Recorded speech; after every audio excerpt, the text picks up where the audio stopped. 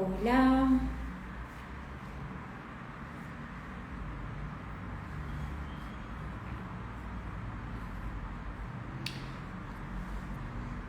¿cómo están? Acá ya se unió nuestro invitado. Ahí le voy a mandar la solicitud. Ahí estamos.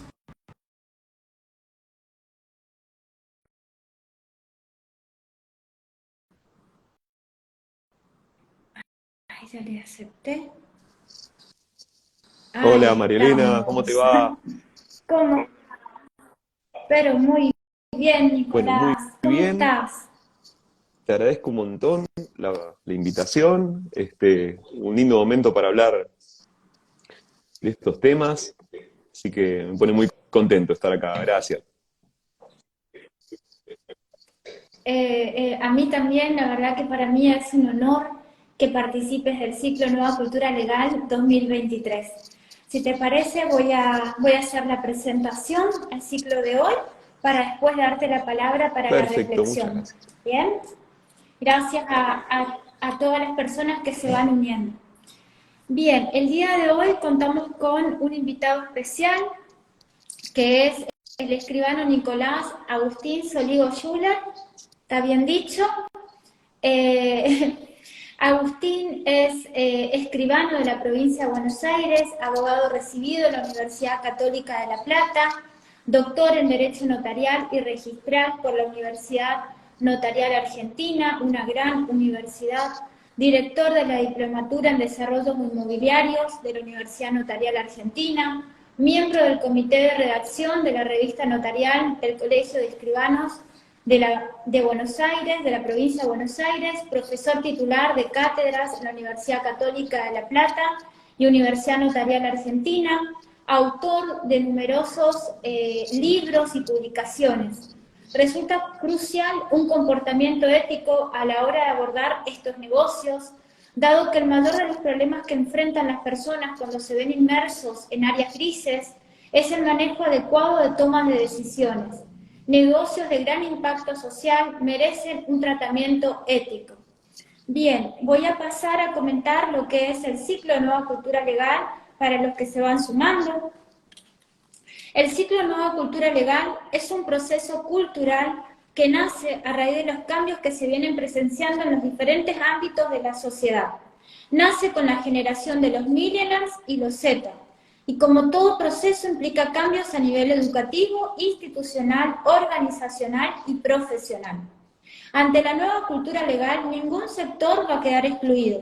La economía, la salud, el ambiente, temas internacionales y la incorporación del sector digital.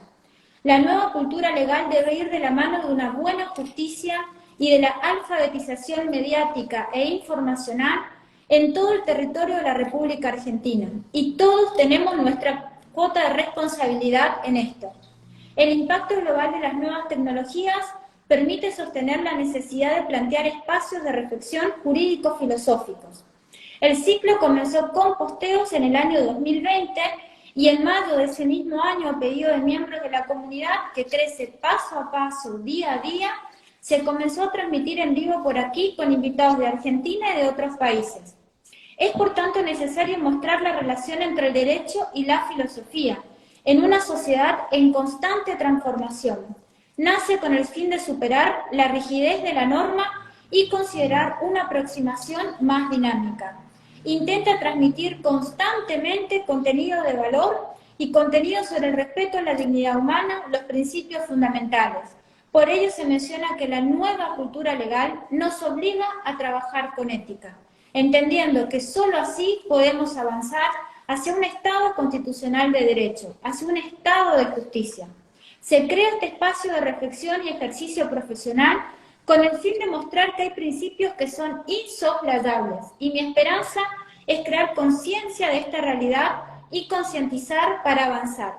Hecha la presentación, te invito, Nicolás, a reflexionar sobre la importancia de la ética en los desarrollos inmobiliarios. Cuando quieras, puedes Muchas arrancar. gracias, buenas tardes, buenas noches, gracias a todos los que están aquí con nosotros escuchando este ciclo y muchas gracias Marielena por la invitación, es verdaderamente un placer.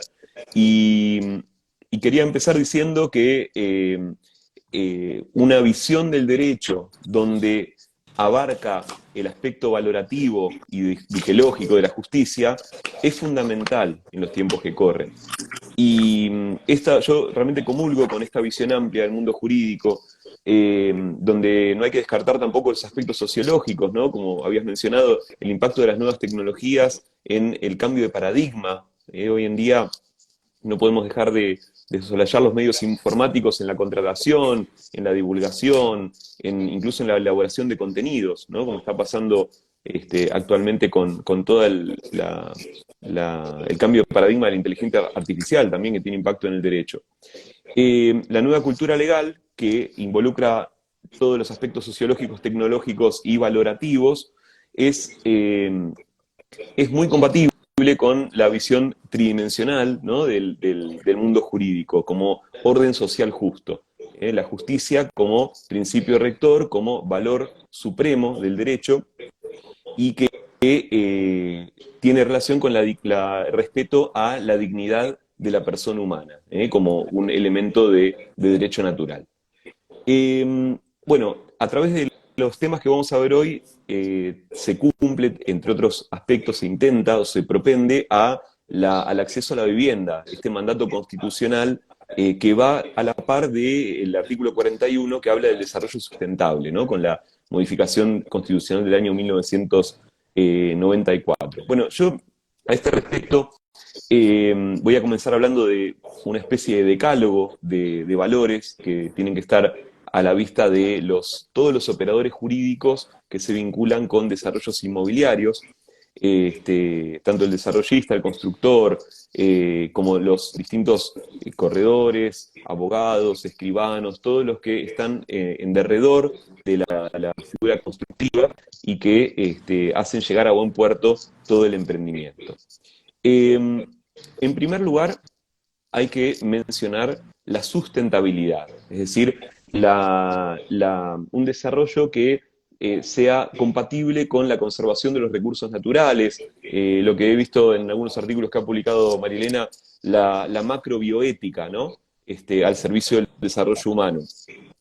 El respeto a las políticas públicas, el compromiso con el desarrollo del entorno, que tiene que ser no solo con el respecto de los valores culturales, ¿sí? Del patrimonio histórico, sino también lo que se ha dado a llamar, en alguna corriente arquitectónica, incluso estética, la euritmia, o sea, el respeto al entorno y a la armonía del conjunto, ¿no? Dentro de lo que son las proyecciones arquitectónicas. Otro de los valores importantes es la calidad, ¿sí? Es que los productos sean aptos para el destino que se le va a dar, que se respeten los pliegos de especificaciones técnicas, que generalmente constituyen los anexos de los contratos de comercialización, de los contratos de fideicomiso, de los contratos de obra, que el departamento que se vaya a vender como unidad futura o desde el pozo sea apto, que no tenga defectos estructurales, filtraciones, con todas las instalaciones adecuadas al uso humano. Bueno, otro de los valores significativos es la honestidad, es decir, que el operador actúe con probidad y con apego a la verdad, que haya una cultura ética, honrada, de honradez, de buena fe y de confianza, con veracidad y transparencia en la publicidad de los productos y en el accionar de los agentes. Que, por ejemplo, he tenido la oportunidad de estar presente asesorando a un cliente en una reserva inmobiliaria que se dio en el marco de un desarrollo, y he visto cómo los corredores inmobiliarios, que eran personas jóvenes, de hecho mucho más jóvenes que yo, cómo han tomado con todos los pasos para el desarrollo de la toma de la reserva, con una transparencia que realmente fue destacable, fue loable. Me sorprendió, y creo que esto se debe también a las nuevas generaciones que tienen el apego a estos valores, ¿no? Por ejemplo, habían puesto en un sobre, lo habían lacrado con unos stickers, también con nueva tecnología, ¿no? Hechos a medida, con el diseño de la persona y todo, el logo, y lo habían firmado y cerrado para la conservación en el marco de este periodo, ¿no? De la reserva, de aceptación del vendedor y todo. Bueno, la verdad que me sorprendió, acostumbrado a ver un manejo un poco más, más informal, ¿no? Del tema de la toma de una reserva inmobiliaria. He visto con mucha sorpresa y con mucha alegría que se desarrolla de una manera, ya les digo, muy transparente, que le da seguridad jurídica a ambas partes.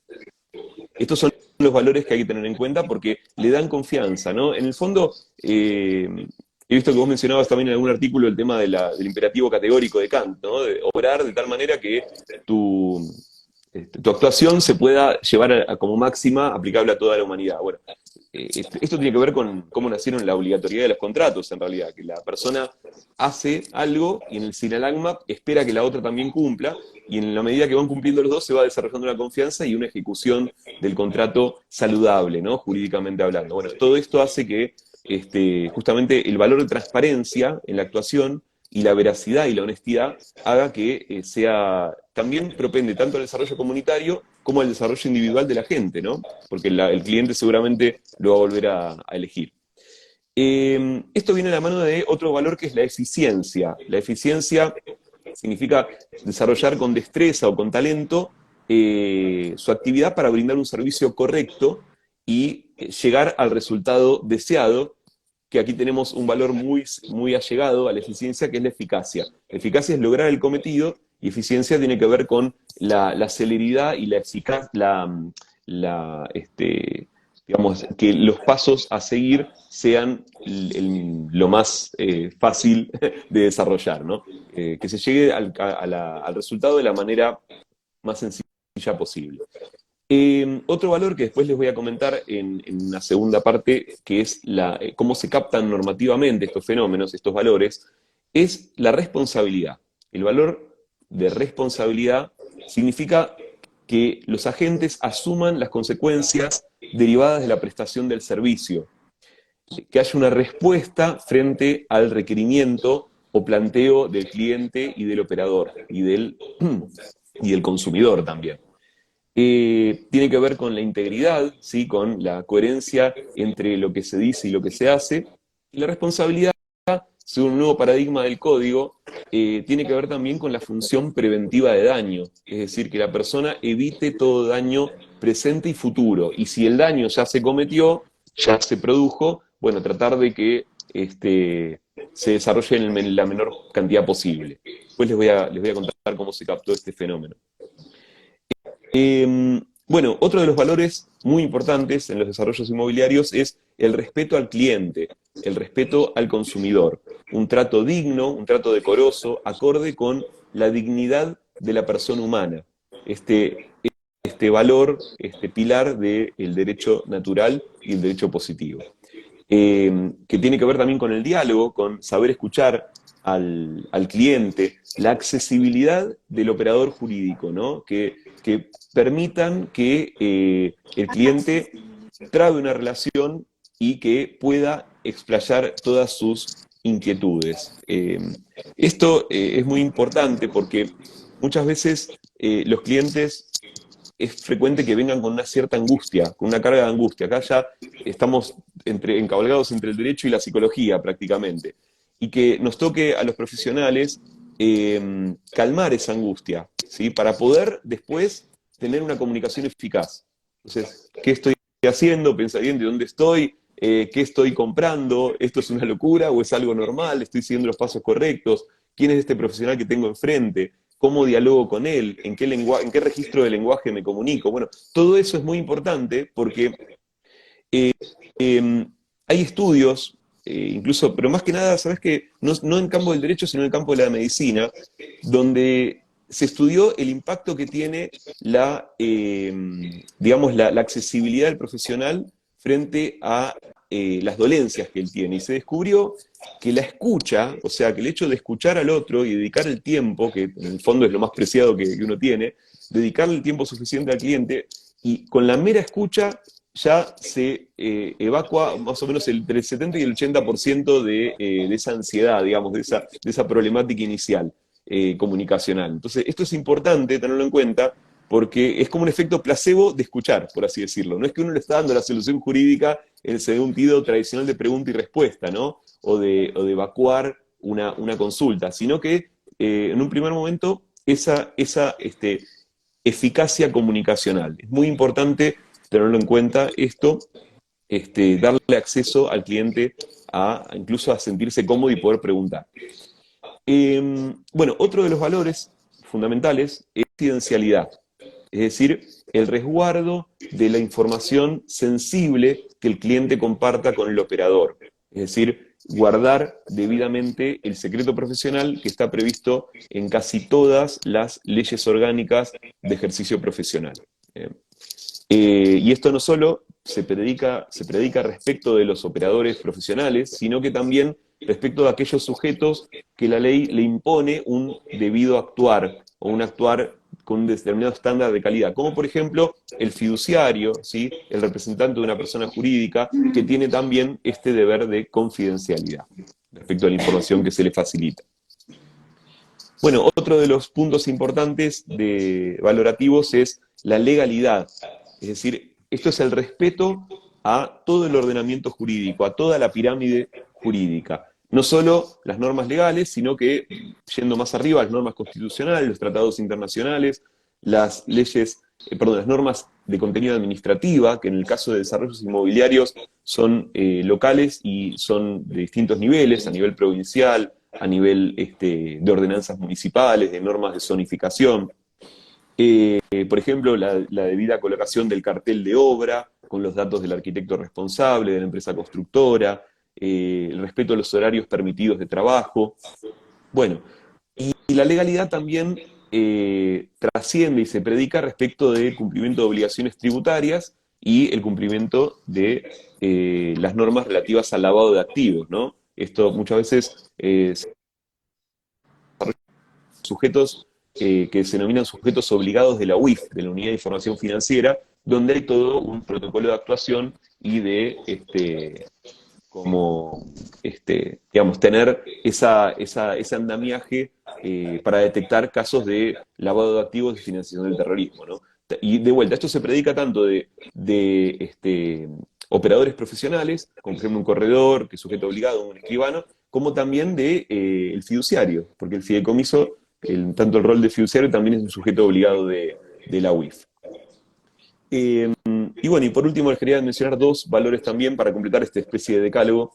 Uno es la capacitación, ¿sí? O sea, la capacitación en aspectos, bueno, arquitectónicos, jurídicos, comerciales. Los profesionales intervinientes y los actores del rubro tienen que tener un atisbo de los diferentes accionarios de los demás, de las distintas competencias materiales, para dar un conocimiento acabado de todo el tema.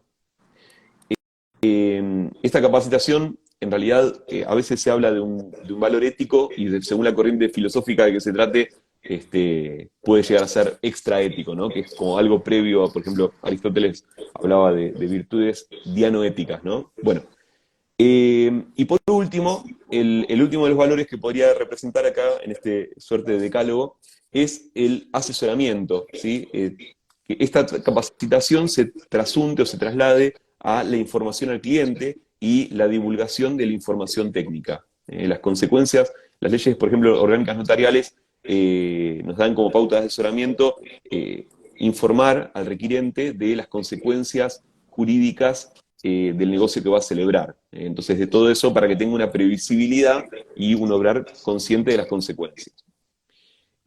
No puedo dejar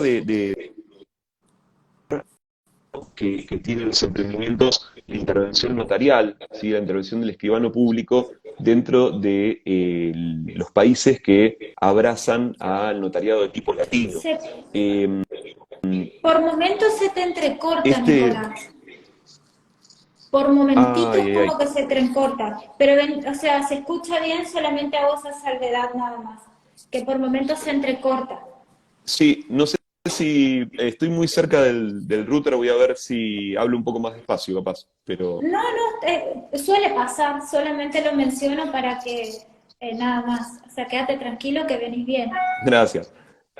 Bueno, les quería decir que, bueno, que la función notarial es una función de justicia preventiva, porque al brindar asesoramiento y, digamos, que haya imparcialidad, calificación correcta del negocio y configuración adecuada del emprendimiento, eso hace a una seguridad jurídica preventiva. Es decir, que hay una frase hecha muy común en España que es notaría abierta, juzgado cerrado, en el sentido de cuanto mayor asesoramiento y mayor diligencia notarial haya, mayor prevención de conflictos va a ser, que en realidad en el fondo es uno de los que paradójicamente, bueno, o de alguna manera comulga con los estándares del neoliberalismo, ¿no? Por el hecho de que cuanto menor intervención judicial haya, mejor en la comercialización de los bienes. Bueno, y también el valor del asesoramiento notarial a los requirentes. Bueno, creo que en este momento, en esta parte del diálogo, me gustaría hablar de cómo se captan legalmente estos valores que hemos estado hablando en distintas normas que van desde la parte general del objeto de los derechos reales, de los bienes y las cosas, pasando por las obligaciones, los contratos y los derechos reales. Uno de los puntos más importantes que prevé la ley en el contrato de obra es la responsabilidad del constructor, para el caso de la obra en ruina, que está en el artículo 1273 del Código Civil y Comercial.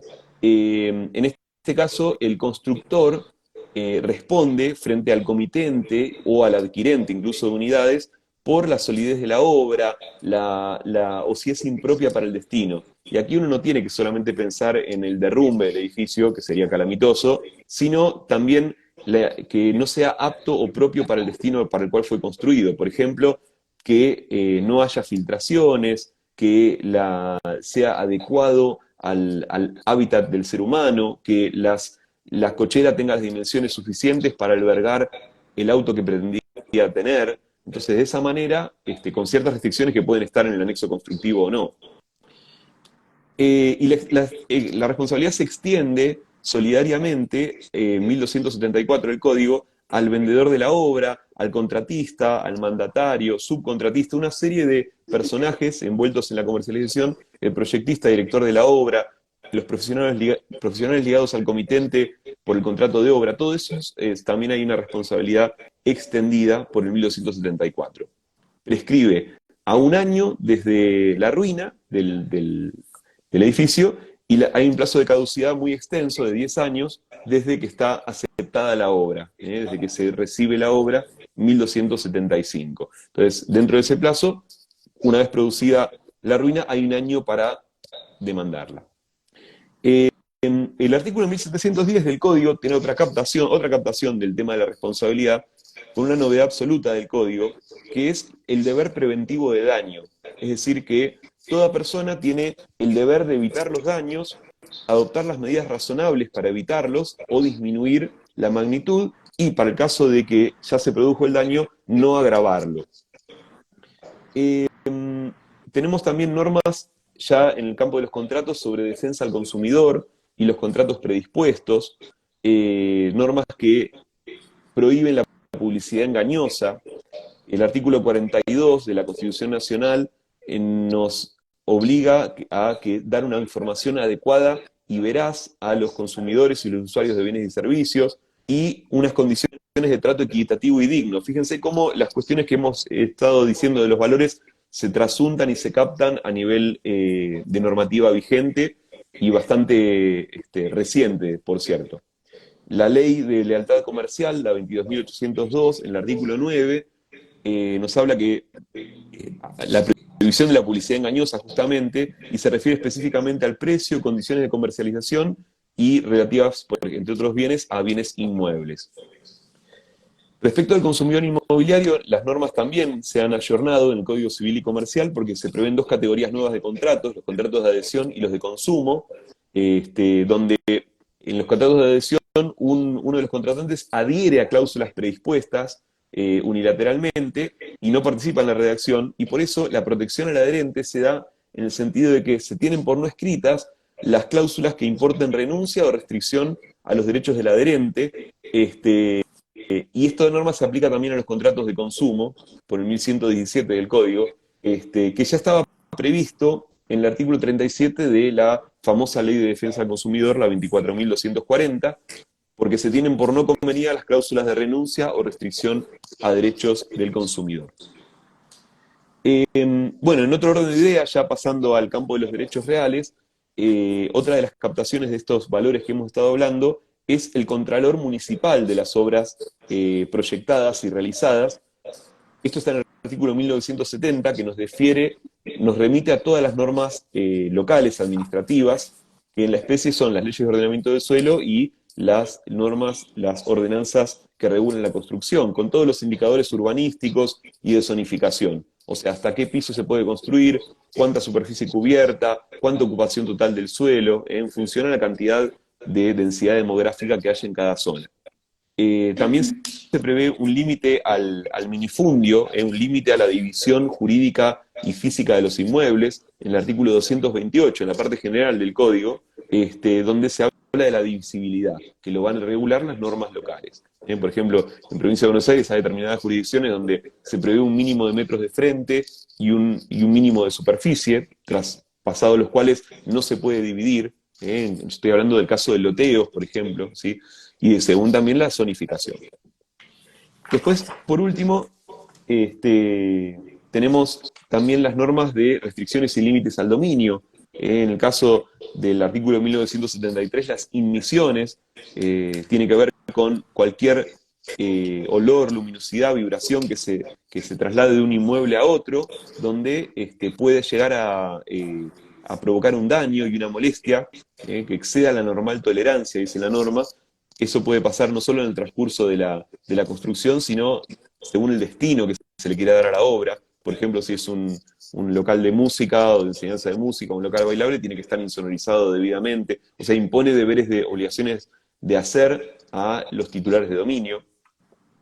Pero el respeto a los límites al dominio también tiene que ver con el respeto a la zonificación, los indicadores urbanísticos, como te había dicho, la altura, y la defensa prevista legalmente para la violación de estas normas son tanto las acciones reales, por ejemplo la acción negatoria del artículo 2262, como las acciones posesorias, porque son derechos y deberes impuestos recíprocamente, pero no solo a los dueños ni a los poseedores también, sino también a los tenedores. Así que la acción de manutención de la tenencia o de la posesión ante la turbación, prevista en el artículo 2242, también es un vehículo apto judicialmente para poder hacer respetar los límites al dominio.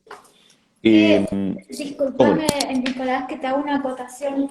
Qué interesante, ¿no? Porque todo esto que vos mencionás se relaciona con lo que mencionaste al catálogo, a la especie de catálogo, decálogo de los valores, ¿no? Con el tema de la eficiencia, la destreza en la actividad para llegar a objetivos realmente deseados, con la responsabilidad, asumir las consecuencias, la integridad, ¿no? Entre lo que se dice y lo que se hace.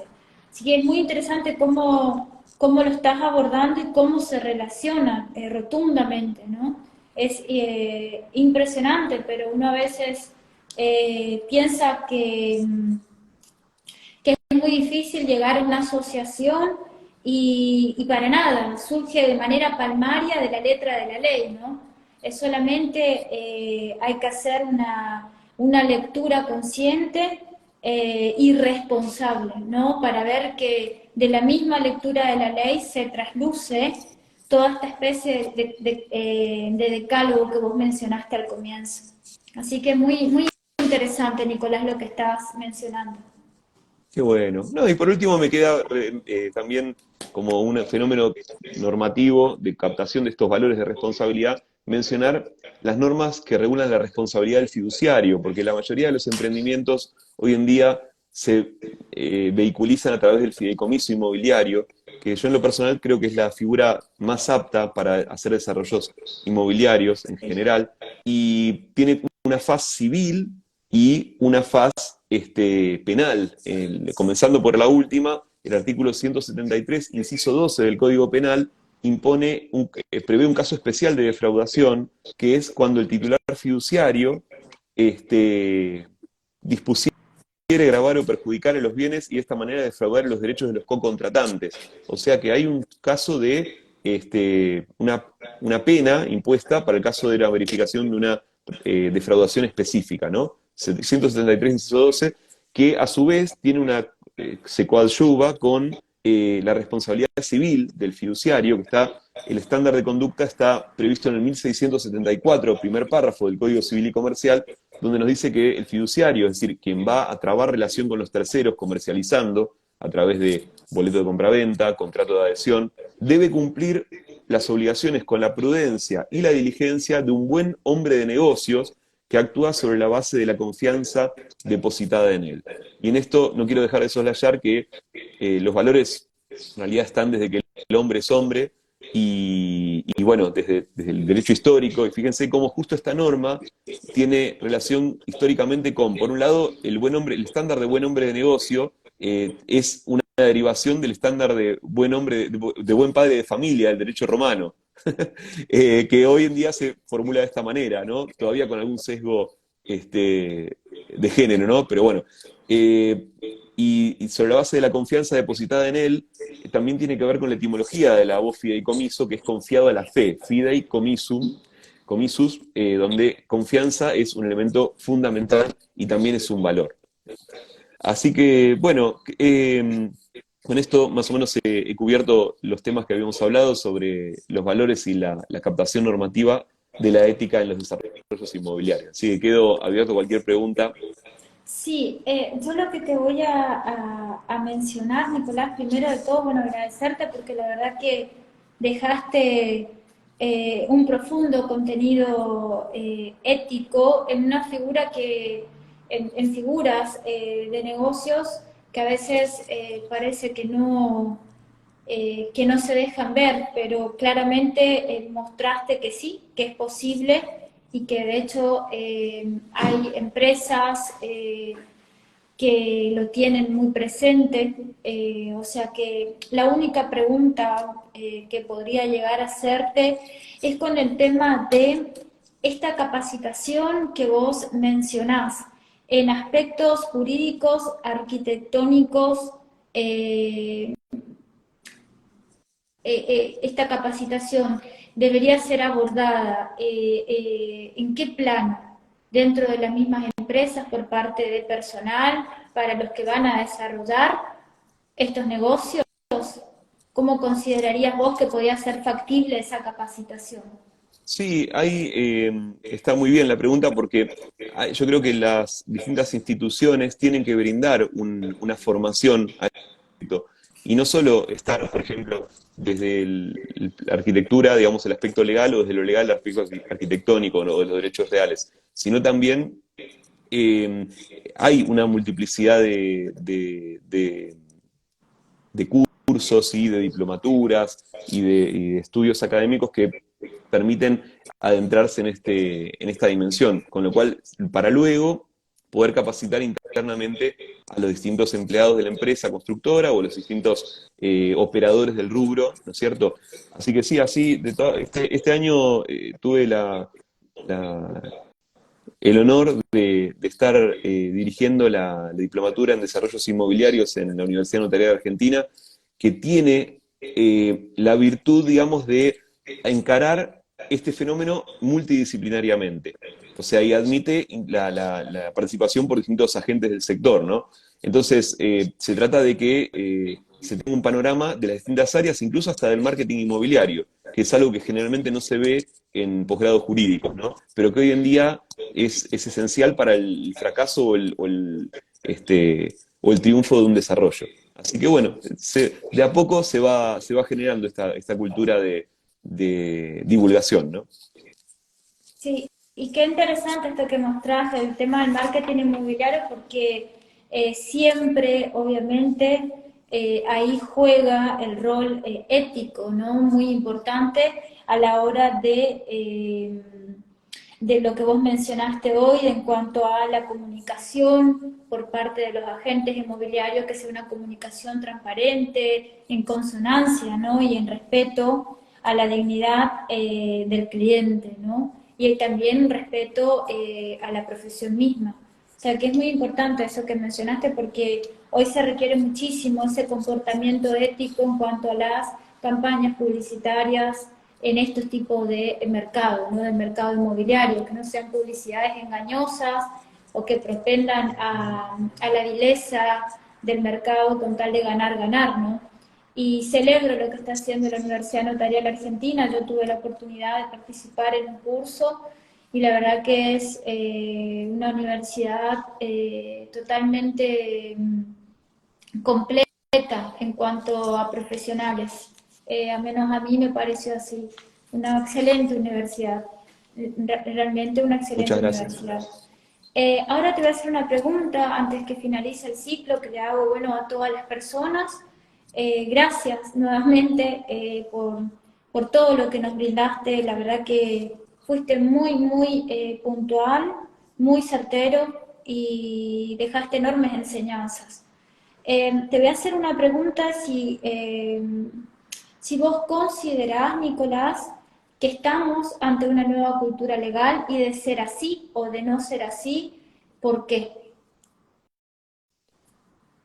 Gracias, Marilena. Yo estoy convencido de que estamos viviendo el pasaje a una nueva cultura legal. Estamos presenciando un cambio de paradigma que se va plasmando lentamente, por un lado, empujado por el aspecto sociológico de las nuevas formas de contratación, las nuevas tecnologías, el impacto en el derecho, y por otro lado, de la mano de los valores, que es lo que va a enriquecer todo el aspecto normológico, el aspecto meramente normativo, que por sí solo está un poco al vaivén de